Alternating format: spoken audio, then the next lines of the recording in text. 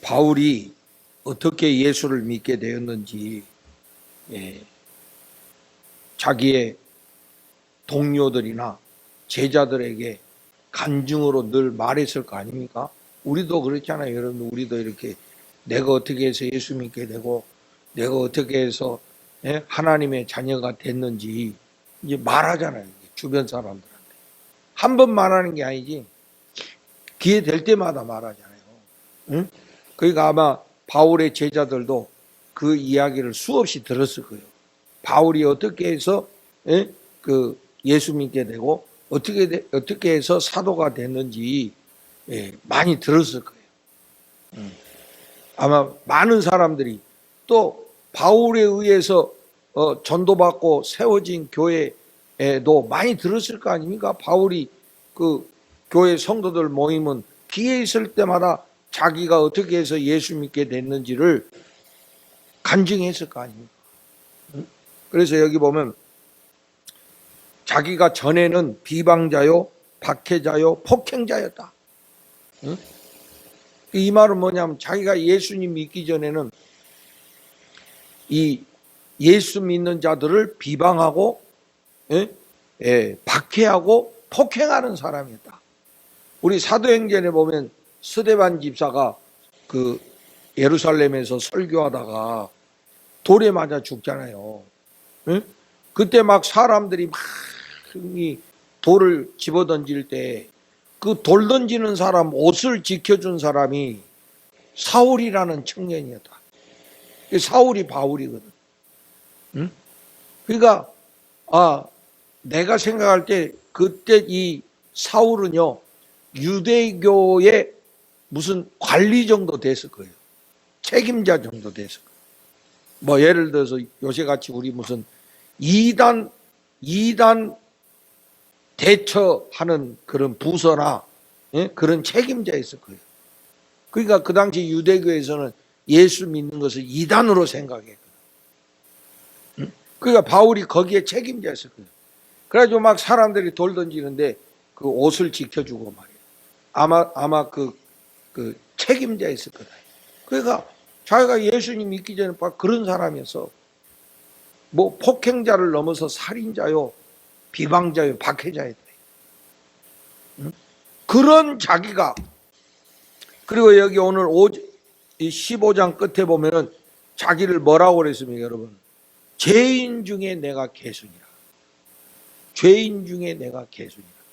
요새 우리 그 유튜브에 막 새롭게 막 나오는 것이 있어. 그게 뭐냐면은 전두환의 손자가 자기 할아버지는 학살자고 자기 아버지는 거짓말하고 있다. 막 이러면서 그걸 폭로하고 그런데 자기도 죄인 중에 개수였는데 주님을 만났다고 하면서 말이지. 그런 영상이 지금 막 돌아다니고 그게 이제 조금 지나봐야지 진짜인지 뭔지 그 사실 여부를 조금 지켜봐야 되겠는데 죄인 중에 개수라고 하는 거 보니까 뭐 교회 다니긴 다니는가 봐. 이건 뭐 교회 다닌 사람이 이런 말 많이 하잖아요. 우리 죄인 중에 죄인의 개수 중에 죄인이라고. 예수님 만나기 전에는 그런 사람이었다 이게. 그런데 자기가 예수님을 믿게 됐는데 그 예수님을 믿게 된 거는 여기 14절에 봐보세요, 여러분. 우리 주의 은혜다. 은혜다. 자기가 이렇게 예수님을 핍박하고 박해하고 예수 믿는 자들을 그렇게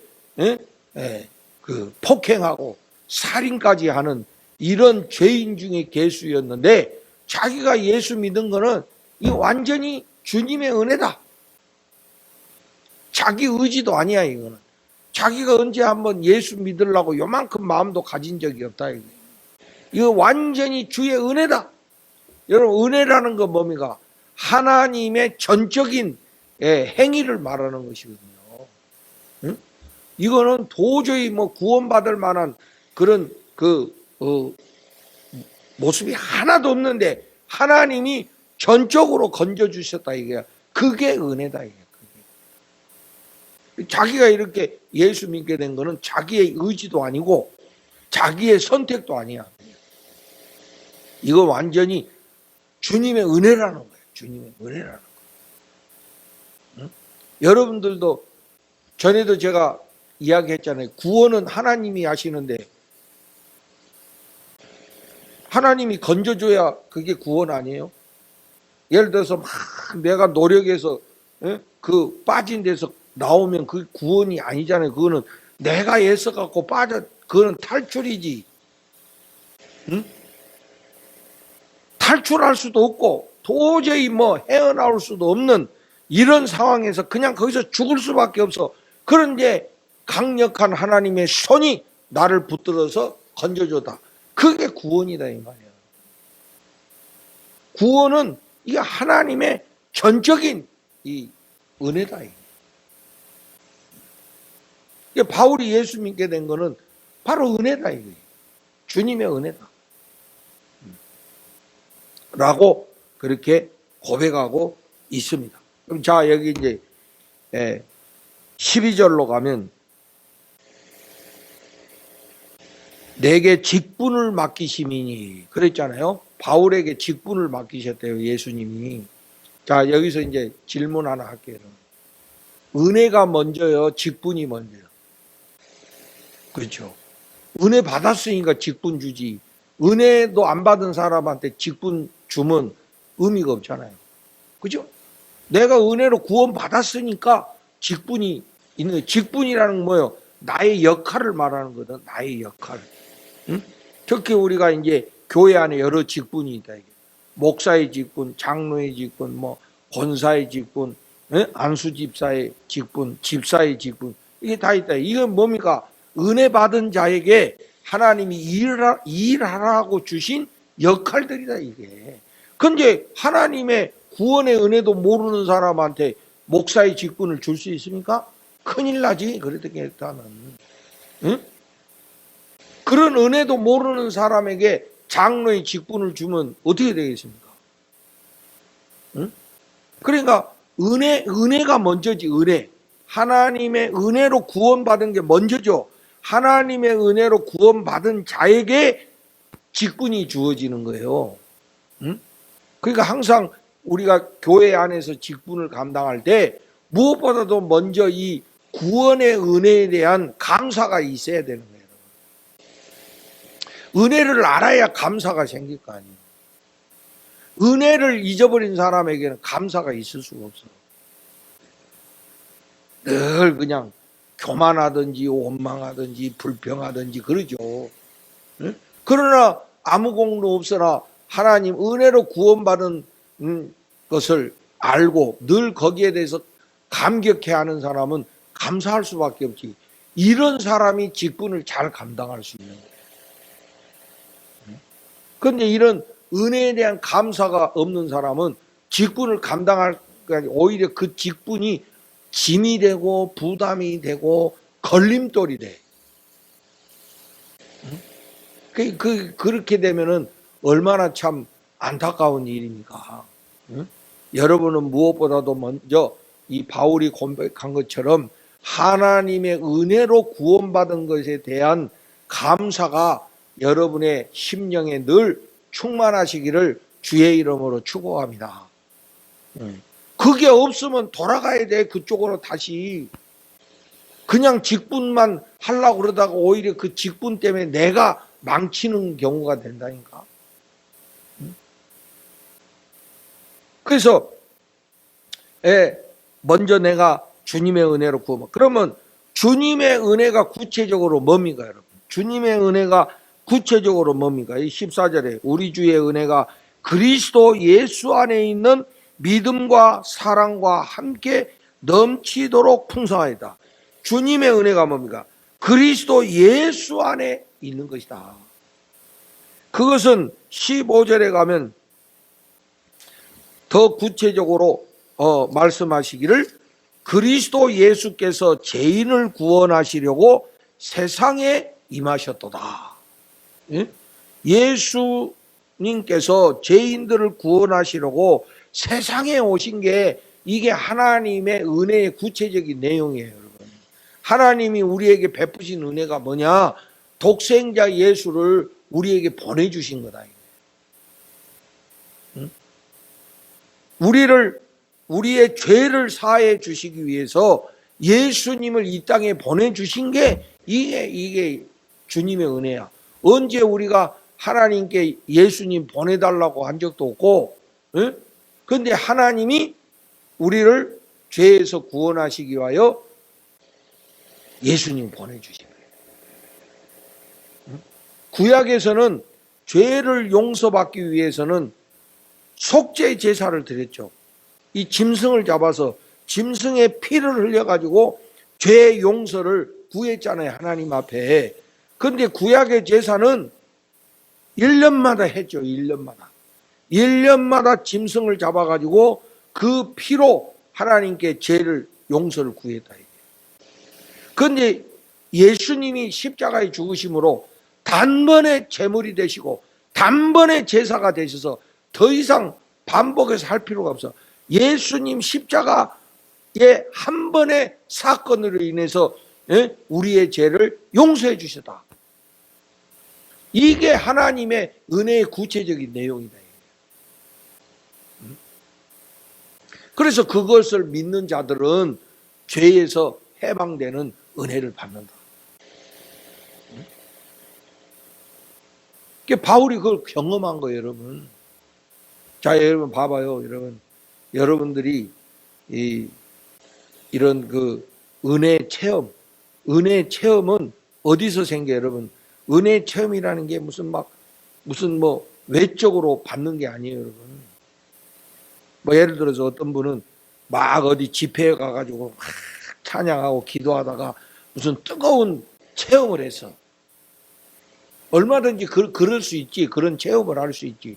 그러나 여러분 착각하면 안 돼. 그 체험이 은혜의 체험이라고 착각하면 안 돼.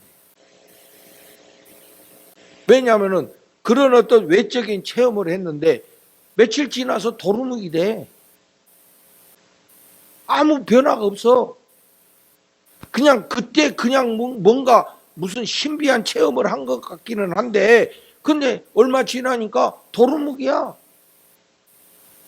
그런 경우들이 있죠, 여러분.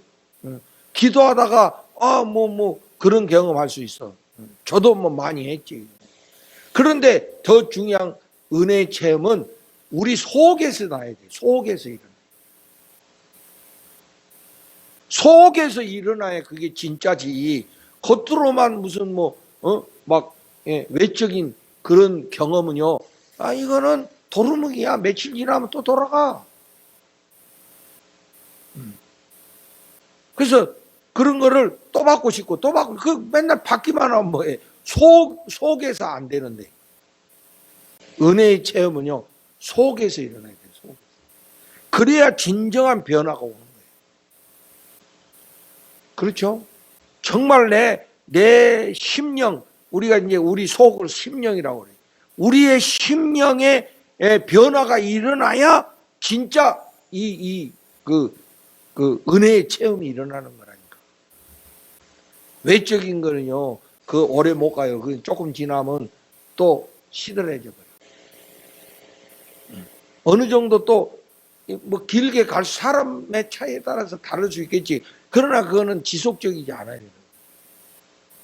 그러니까 어디 집회 가가지고 뜨거운 거 체험하고 기도하다가 뜨거운 체험하고 했는데 이 지나가면 그냥 또 원상으로 돌아와.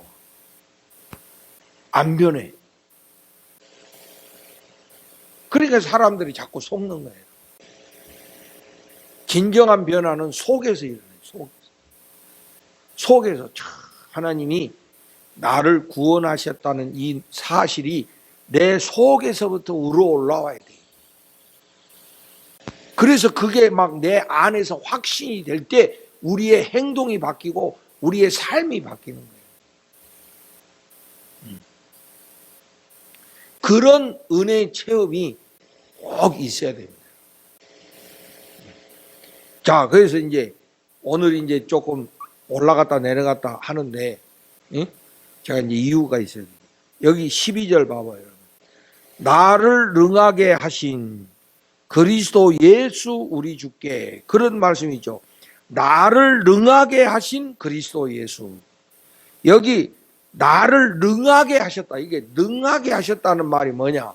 이게 오늘 굉장히 중요한 단어라고 생각해요. 능하게 하셨다. 이게 능하게 하신이라는 이 단어를 조사해 보면 말이죠. 이게 그 헬라어는 이 영어의 할아버지예요, 여러분. 영어의 할아버지. 그래서 영어 단어를 보면은 그 두 개의 단어가 합쳐진 경우들이 많아요. 두 개의 단어가 합쳐진 경우가 많아요. 그래서 앞에 붙은 거를 우리가 흔히 접두어 뭐 이렇게 이야기해요. 응?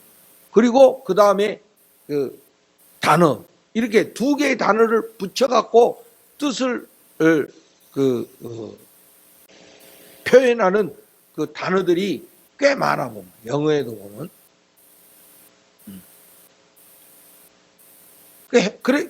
그러니까 헬라어가 영어의 할아버지니까 당연히 헬라어도 그런 게 많아.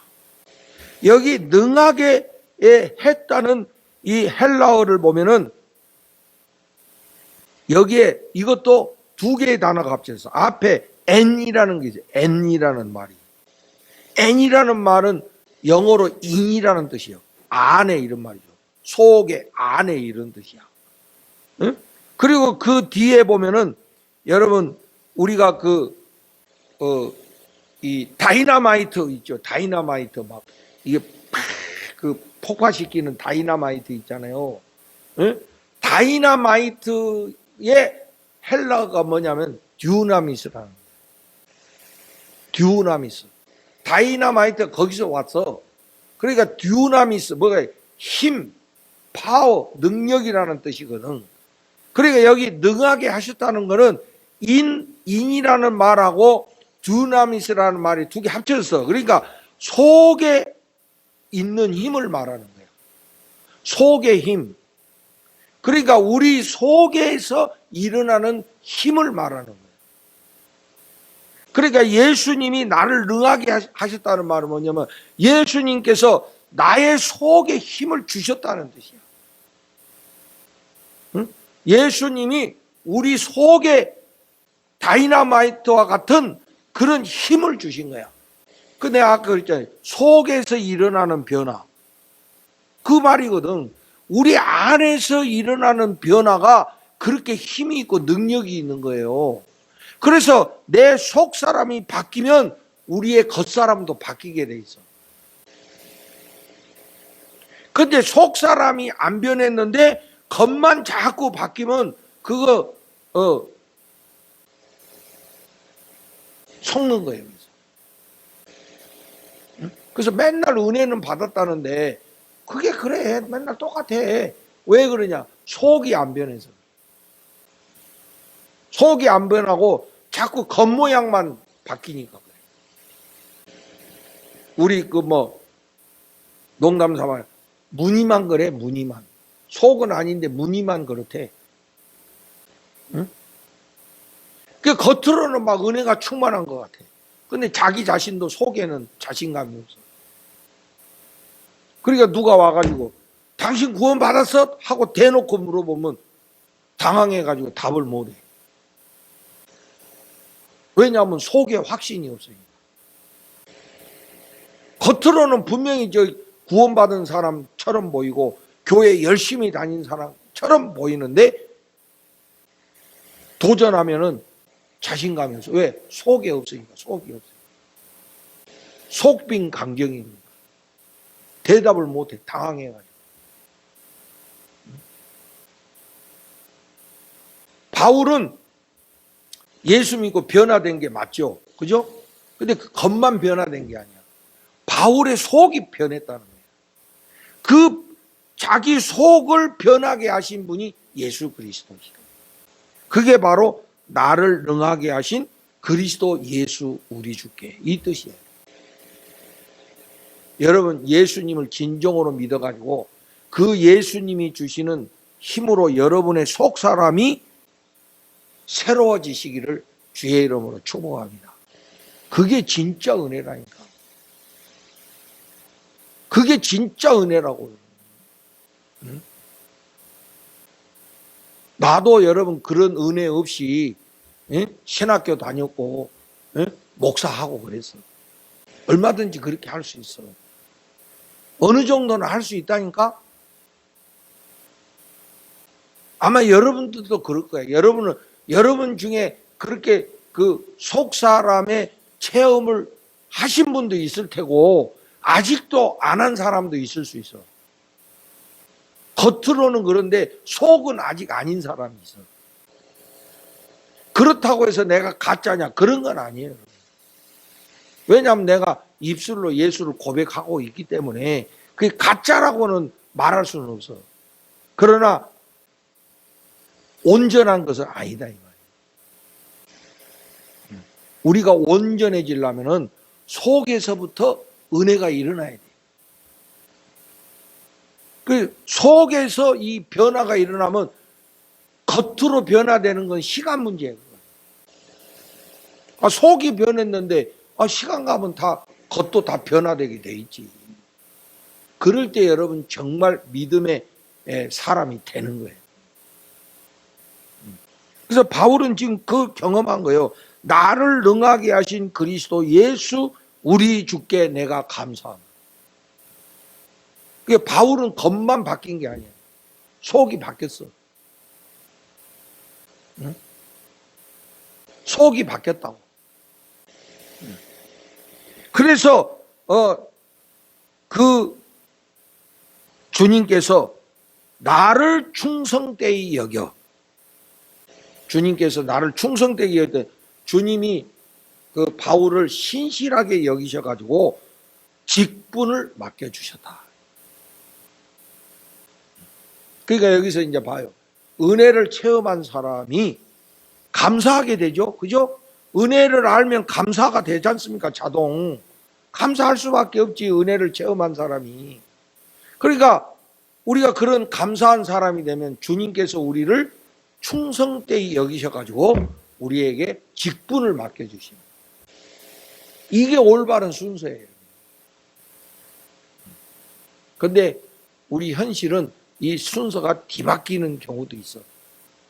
아직 은혜에 대한 감사도 없는데 직분부터 받는 경우들이 꽤 많다. 그래서 뭐 결론이 좋기만 하면 괜찮지. 응? 직분은 먼저 받았는데 사실은 내 안에 은혜도 없고 감사도 없어. 그러니까 그 직분 감당하려니까 얼마나 힘들겠어. 그렇게 직분 감당하다가 순서는 잘못됐지만 은혜를 체험하고 감사하는 이런 경우도 또 많죠. 그러나 하여튼 중요한 거는 뭐 그게 앞에 됐든 뒤에 됐든 간에 분명한 거는 우리가 은혜의 체험을 해야 된다는 거죠.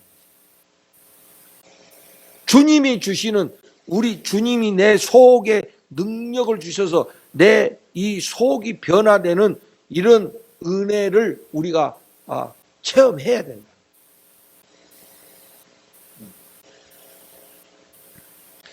그럴 때 우리 안에 이게 놀라운 일이 막 벌어져요. 저도 이렇게 목회해 보니까 말이죠. 저도 잔소리 많이 했잖아요. 뭐 기도하라고 그러고 뭐 하라고. 근데 다 그렇게 여러분 뭐 하려고는 애썼겠지 일부러 거절을 안 했을 거 아니에요. 이제 해보려고 하는데 마음대로 됩니까? 마음대로 돼? 뭐 나도 안 되는데 뭐 여러분들이 되겠어? 응? 똑같은 사람인데, 응? 그러나 우리가 포기하지 않고, 응? 그런 은혜를 계속적으로 사모하게 되면은 언젠가는 하나님이 우리에게 그런 은혜를 체험하게 하신다. 구하는 자에게 주시지 않겠느냐 그랬잖아요. 응? 정말 내 속이 변화되기를 원하고 사모하고, 응? 여러분 하나님 앞에 은혜를 구해야지. 뭐 다른 방법이 어디 있어? 하나님 은혜를 구해야지 우리가. 응? 그래서 여러분들이 목사님 말씀에 그런 속 사람의 은혜가 있다는데 하나님 나도 그거 은혜 받고 싶어요. 나도 그런 은혜 주세요. 그래서 목사의 사명은 그런 거를 여러분들한테 말해줘야 돼. 이런 은혜가 있다고. 이런 은혜를 체험할 수 있다고. 그건 이제 목사인 나도 그런 은혜 체험이 없으면 어떻게 말해주겠어? 그렇죠? 나도 모르는데 어떻게 여러분 보고 그걸 말하겠냐고. 응? 내가 알고 체험해야 여러분 이런 은혜가 있습니다. 이런 은혜가 있으니 여러분들도 구하고 받으시기 바랍니다. 뭐 이래야 될 거 아니에요? 그래서 정말로 나를 능하게 하시는 내 속에 능력을 주셔가지고 그 내 속에 있는 능력이 나를 새롭게 하는 이런 체험이 반드시 있다. 또 이런 체험을 해야 우리가 정말 올바른 믿음의 사람이 될 수 있다. 이거 없이 직분은 딱 갖고 있는데 뭔가 직분하고 내용이 안 맞는 거지. 이왕 우리가 직분을 받았는데 그런 합당한 직분자가 돼야지. 직분하고 내 속하고 이게 안 맞아 떨어지면 얼마나 불편하냐고. 거추장스럽고. 나도 그런 속에 은혜가 없는데 어디 가서 맨날 목사라고 폼 잡으면 내 스스로도 얼마나 부담스럽고, 응? 스스로 양심에 가책이 되고 그러겠습니까? 차라리 그냥 그거 다 벗어던지고 속 편하게 사는 게 낫지. 그런데 우리가 그런 은혜를 체험하면 마음에서부터 힘이 생겨. 마음에서부터 힘이 생긴다니까. 응? 자신감이 생기고 말이요. 정말 내가 하나님의 자녀라는 떳떳함이 생기고, 응? 이런 것이 속에서부터 나오는 거예요. 속에서. 어떤 신분에서 나오는 게 아니라 속에서 나와. 그게 바로 오늘 말씀 나를 능하게 하신다는 말씀의 뜻이 바로. 여러분들도 신앙생활 하는 중에 꼭 이런 바울의 그 은혜 체험이 우리들에게도 있어지기를 소망합니다. 여러분들도 뭐 이미 받으신 분도 있을 수 있고 아니라면 구하시기를 바랍니다. 진심으로. 속 사람의 은혜를 구하시고. 그래서 여러분 정말로 우리가 그런 은혜를 체험해야 자신감이 있고, 응? 내게 맡겨진 직분을 제대로 감당할 거 아닙니까? 그게 부담스러운 게 아니라. 저 얼마 전에 제가 그 예수님의 멍에에 대해서 설교한 적이 있잖아요. 그 예수님의 멍에는 예수님의 저울 때야. 그게. 예수님의 저울 때는 사랑이라고 그랬잖아요. 사랑으로 할 때는 우리가 그게 고통스러운 게 아니에요. 그러나 사랑이 없을 때는 그게 고역이야. 응? 그렇잖아요, 여러분. 막 아이고 뭐 마음대로도 안 되는 목회를 40년 한다고 생각해요. 응? 무슨 뭐 내가 엄청난 부자가 되는 것도 아니고 차라리 내가 장사를 40년 했으면, 응? 지금 더 부자가 됐을란지도 몰라. 응? 그러나 목회는 그런 거 아니잖아요. 그럼 얼마나 고통스럽고 힘들고 어렵겠어. 그런데 내가 여러분 힘들다, 그게 고통스럽다, 그렇게 생각하지 않는 이유는 뭡니까? 하나님의 사랑을 알기 때문에 그렇죠. 하나님의 사랑을 내가 아니까. 내가 목회하는 게 뭐 내가 성공하려고 목회하는 게 아니라 예수님 때문에 목회하는 건데, 그걸 고생이라 생각하고 그걸 고통이라고 생각한다면 안 되잖아요. 예수님, 주님이 나 사랑하듯이 나도 주님 사랑하는 마음으로 그걸 감당할 때 감당해 나갈 수 있는 거예요. 여러분. 그게 예수님의 저울 때라는 거예요. 근데 그거는 겉사람의 변화로 되는 게 아니야. 속사람의 변화가 돼야 그것도 가능한 거예요. 그래서 이 바울이, 나는 바울의 생애를 가만히 보면 바울이 그렇게 비방자요, 박해자요, 폭행자요, 죄인 중에 괴수라고 말할 정도로 그렇게 예수의 반대자였는데, 이 사람이 그런 은혜를 체험해가지고 모든 거 다 배설물로 여기고 예수님 전하는 일에 모든 걸 다 걸었잖아요. 자기 생애 다 포기했잖아요. 결혼도 안 하고 가정생활도 다 포기하고 오로지 복음만을 위해서 세계를 돌아다니면서, 물론 환영받을 때도 있었지만은 막 도망쳐야 되고 감옥에 들어가기도 하고 매를 맞기도 하고 그런 인생을 보냈잖아요. 우리가 생각할 때 다 우리 이 세상에서 잘 되고 싶고 이 세상에서 다 성공하고 싶은데 그게 뭐 하는 겁니까 그게? 응? 복음 전한다고 맨날 두들겨 맞고 다니고 감옥에 들어가고. 응? 그러나 그 사랑을 알기 때문에 그거 하는 거지. 그렇게 하는 거지. 그러나 그 속 사람의 은혜가 없는 사람이 그렇게 하고 다니겠습니까? 할 수가 없는 거지.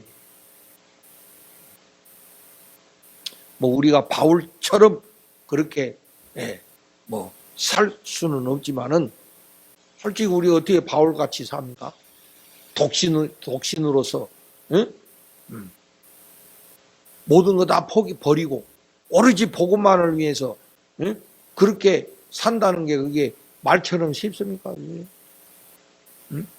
또 그거는 하나님의 특별한 은사기 때문에 우리 모두가 다 그렇게 살아야 될 건 아니야. 그건 바울에게 주신 특별한 은사고, 우리는 또 우리의 은사가 있으니까 우리의 살아가는 삶 속에서 우리가 복음을 위해서 살면 돼요. 그러나 중요한 거는 바울처럼 은혜의 체험이 있어야 됩니다. 어떤 모양으로 살든지 간에 우리 안에 나를 능하게 하시는 주님의 능력을 체험하는 이런 은혜가 우리들한테 있어야 된다는 거예요. 그럼 뭐 어떻게 하냐? 그거는 노력해서 되는 게 아니고 구해야 됩니다. 한번 따라서 해봐요. 전심으로 구하면 찾고 찾으리라. 이거요, 우리 이 신앙생활의 비결은요, 구하는 거예요. 하나님께 구하는데 간절히 구해야 돼. 전심전력으로 구한다는 것은 간절히 구한다는 거 아닙니까? 그런 은혜를 간절히 원하면 하나님이 그런 은혜를 우리에게 주신다. 내가 여러분 체험했으니까 여러분한테 말하는 거예요. 그러면 삶의 내용이 달라져요. 삶의 내용이 뭐 남이 알아주고 안 알아주고 이게 내 스스로 내가 그걸 알아. 아, 내가 정말 달라졌구나 하는 것을 내 스스로 알 수가 있는 거예요. 그러니까 바울이 나를 능하게 하신 우리 주님께서 이렇게 말할 수 있는 거죠. 이런 은혜가 우리들의 인생 속에 꼭 있어지기를 간절히 소망합니다. 그래서 하여튼 우리가 믿음 생활을 하는 사람으로서 정말 능력 있는 믿음 생활을 해야지. 왔다 갔다 하는 종교 생활 하는 이런 것으로 멈춰서는 안 된다 그러는 거예요. 이런 은혜가 여러분에게 다 임하시기를 예수님의 이름으로 축복을 드립니다.